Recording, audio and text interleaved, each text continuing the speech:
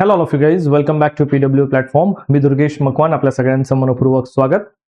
मित्रांनो, 4 जानेवारी 2026 या रोजी झालेली आपली संयुक्त गट ब पूर्वपरीक्षा 2025 या संदर्भामध्ये आज आपण भूगोल विषयाचे जे काही आपल्याला प्रश्न विचारलेले होते तर त्या संदर्भात आपण त्याची संभाव्य उत्तरं काय असतील याबद्दलचा हा एक इन शॉर्ट एक छोटा व्हिडिओ यामध्ये आपण बघूया. विशेष म्हणजे आपली ही जी काही कंबाईन एक्झामिनेशन प्रिलिम एक्झामिनेशन जी झाली ही आतापर्यंतची आपण म्हणू शकतो की सगळ्यात एक टफ एक्झाम पैकी आपण कन्सिडर करू शकतो. टफ इन द सेन्स की ज्यामध्ये आपल्याला प्रश्नांची लेंथ खूप मोठी होती आणि आपल्याला मोस्ट ऑफ विद्यार्थ्यांना हे सर्वांना माहिती आहे की हे एवढे सारे प्रश्न सोडवताना म्हणजे 1 तासामध्ये 100 प्रश्न आणि त्या 100 प्रश्नांची लेंथ बघितले तर ते ॲज इट इज राज्यसेवेसारखे प्रश्न आपल्याला विचारलेले होते आणि त्यामुळे बऱ्याच जणांना वेळ या ठिकाणी पुरलेला नव्हता. त्यामुळे आपण अजून एक पॉइंट इथे नोटीस करतो की जर भूगोलाचे प्रश्न आपण विशेष लक्षात घेतले तर आतापर्यंत आपल्याला जिओग्राफीचे जेही काही प्रश्न होते तर त्याच्या तुलनेत जर आपण बघायला गेलो तर यावेळेस जिओग्राफीचे क्वेश्चन्स हे आपल्याला मीडियम टू हार्ड या कॅटेगरीमध्ये सहज कन्सिडर करता येतील. काही प्रश्न मीडियम लेवलचे होते, काही टफ लेवलचे प्रश्नही आपल्याला यामध्ये बघायला मिळतात. सो एकंदरीत आपण आता यामध्ये भूगोलाचे जे आपल्याला 10 प्रश्न आपल्याला विचारलेले होते तर या 10 प्रश्नांच्या संबंधित आपण या ठिकाणी त्याची संभाव्य उत्तरं काय असतील हे त्याच्या विशेष एकच स्पष्टीकरणासह समजून घेऊया. ओके, सो यामध्ये आपण फर्स्ट क्वेश्चन कडे लक्ष देऊया मित्रांनो. जसं की आता मी तुमच्या समोर हे जे पण काही पॉइंट्स इथे प्रेझेंट करणार आहे हे सर्व पॉइंट्स सेट बी प्रमाणे असणार आहेत. आलं लक्षात? याकडे सर्वांनी लक्ष द्या की हे सर्व प्रश्न मी जे तुम्हाला उत्तर यांचे संभाव्य उत्तर जे सांगणार आहे हे सर्व सेट बी प्रमाणे आपण बघणार आहोत. ठीक आहे, त्यामुळे ABCD या सर्व सेटच्या विद्यार्थ्यांनी प्रश्न व्यवस्थित बघून त्याचं उत्तर कन्सिडर करा. ठीक आहे, हे मी जे सांगतोय हे सेट बी प्रमाणे असेल. सो सेट बी मध्ये क्वेश्चन नंबर 11 पासून आपण जर बघितलं तर जिओग्राफीचे क्वेश्चन सुरुवात होते, ज्यामध्ये पाणलोट क्षेत्र पहिला प्रश्न जो होता जिओग्राफीचा, पाणलोट क्षेत्र विकास कार्यक्रमाचे खालीलपैकी कोणते उद्देश आहेत.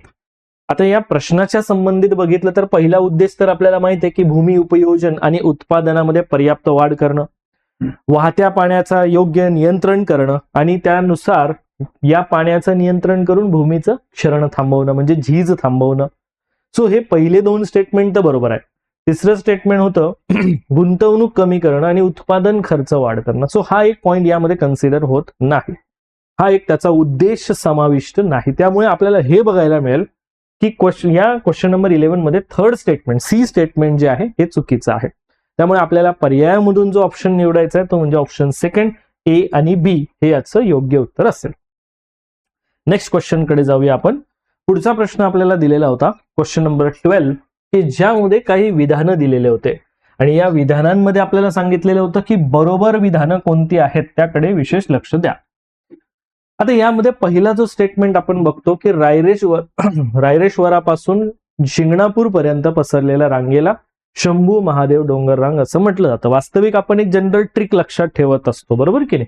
वी न सा ता सा गोह भीम क्रू यामध्ये काय होतंय, विंध्य, नर्मदा, सातपुडा, तापी, सातमळ, अजिंठा, गोदावरी, हरिश्चंद्र बालाघाट, भीमा, शंभू महादेव डोंगर रांग आणि कृष्णा नदी खोरा.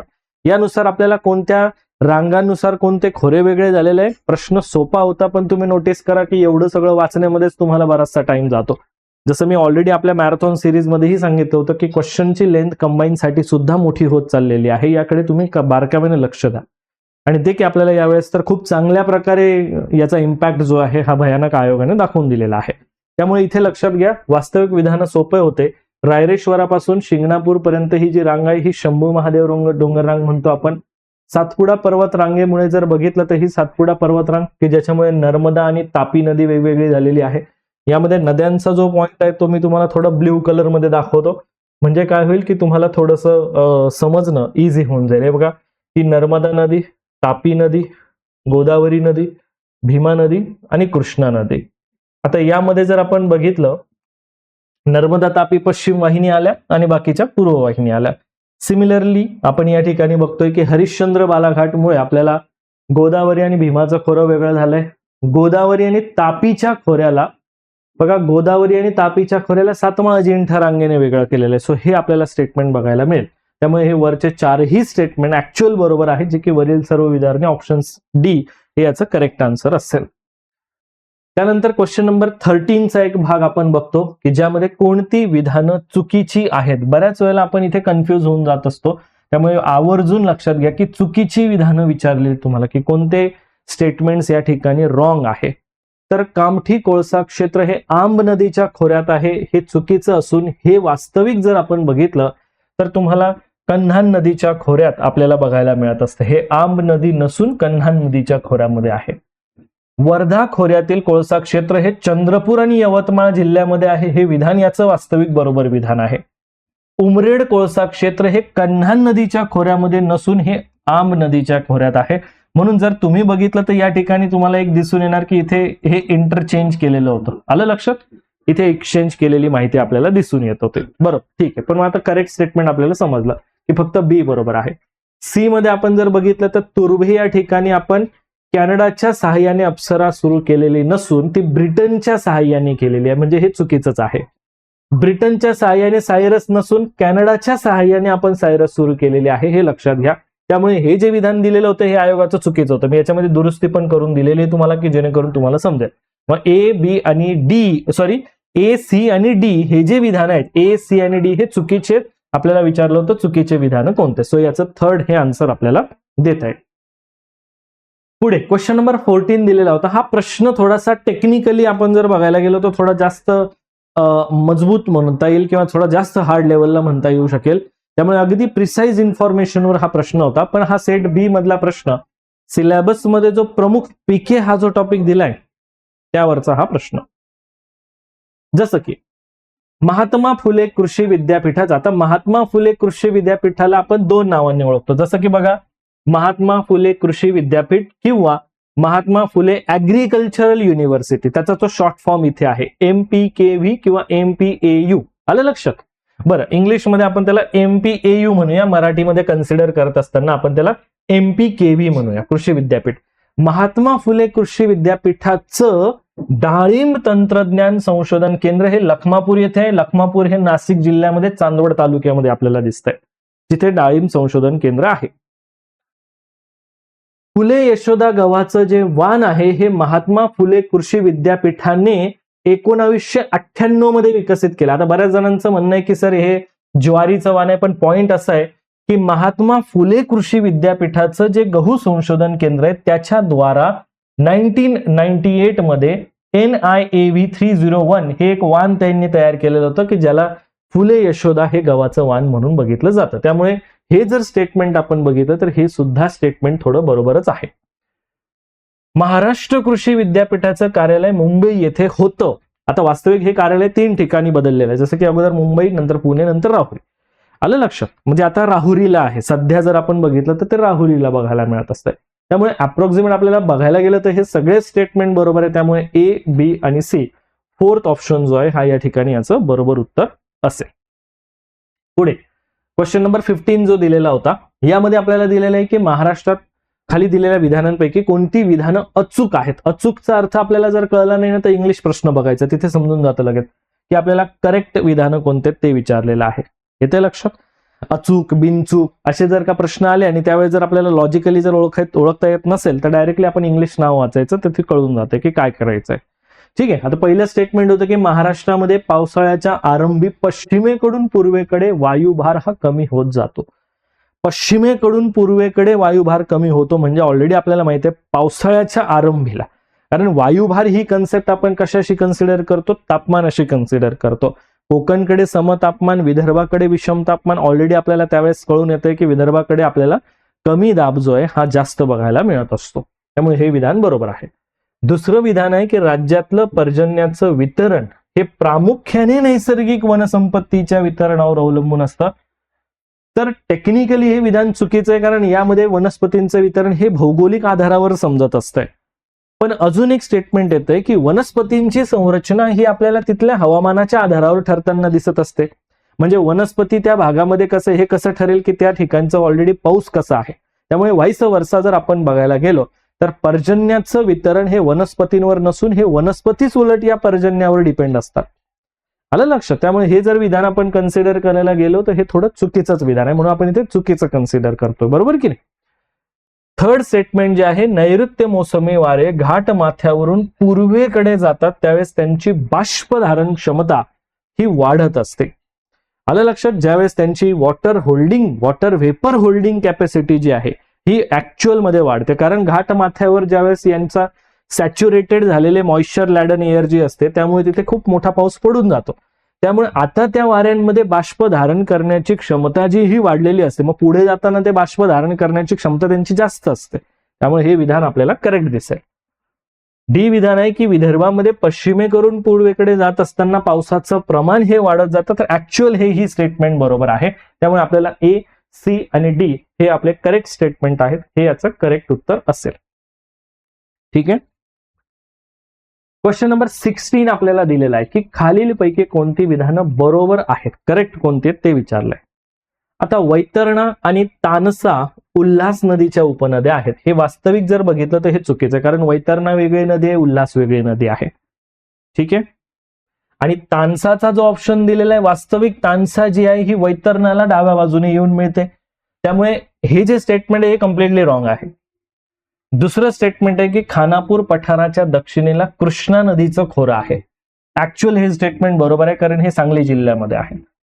मन्याड नदीचं खोरं गोदावरी नदी खोऱ्यामध्ये आहे. आता मन्याड नदी ही मांजराची उपनदी आहे आणि मांजरा ही गोदावरीची उपनदी आहे. मग ऍक्च्युअल जर बघितलं तर गोदावरीची जर मांजरा उपनदी आणि मांजराची उपनदी जर मन्याड आहे तर ऑलरेडी हे गोदावरी खोऱ्यातच येणार ना. त्यामुळे आपल्याला बी आणि सी मीन्स फोर्थ हे आपलं करेक्ट आन्सर येणार. पुढे 2011च्या जनगणनेनुसार महाराष्ट्रातील खालीलपैकी कोणत्या 3 जिल्ह्यांमध्ये निगेटिव्ह ग्रोथ रेट आपल्याला बघायला मिळतो. निगेटिव्ह ग्रोथ रेट लोकसंख्या वाढीच्या संबंधित मध्ये निगेटिव्ह ग्रोथ रेट संबंधित इथे ऑप्शन सेकंड जो आहे हा बरोबर आहे. मुंबई शहर, सिंधुदुर्ग आणि रत्नागिरी. इथे क्रम नाहीये बरं का, हे लक्षात घ्या. इथे तुम्हाला शहर आहे, तिथे शहर उपनगर वगैरे अशा पद्धतीने. सो मुंबई शहर, सिंधुदुर्ग आणि रत्नागिरी हे त्याचं करेक्ट आन्सर आहे, हे लक्षात घ्या. पुढे क्वेश्चन नंबर 18 ज्यामध्ये आपल्याला विधानं दिलेली आहेत आणि विधानांमध्ये विचारलंय की बरोबर काय आहे. मग चिनाब नदी ही जोझिला खिंडीजवळ उगम पावते. वास्तविक हे विधान चुकीचे, कारण चिनाबचा ऍक्च्युअल जर आपण पार्ट बघितला तर चिनाब ही चंद्र आणि भागा या 2 नद्यांचा जो संगम तंडी या ठिकाणी होतो, तर तिथून पुढे तिला चिनाब म्हणून ओळखलं जात असतं. आणि हे जे ठिकाण आपण बघतो तर हे बारालाच्या खिंडीच्या ऑपोजिट साईडला, म्हणजे बारालाच्या खिंडीजवळ आहे. ठीक आहे, हिमाचल प्रदेशमध्ये. त्यामुळे जोझिला खिंडीजवळ उगम पावते तर हे कम्प्लिटली चुकीचंच आहे. रावी नदीचा उगम हा रोहतांग खिंड जवळ होतो, हे स्टेटमेंट करेक्ट आहे, कारण हे हिमाचल प्रदेशमध्ये आहे. आणि राहिला विषय सतलज नदीचा उगम राकस सरोवराजवळ होत असतो किंवा रकास तलावाजवळ होत असतो, याला राकस लेक पण म्हटलं जातं.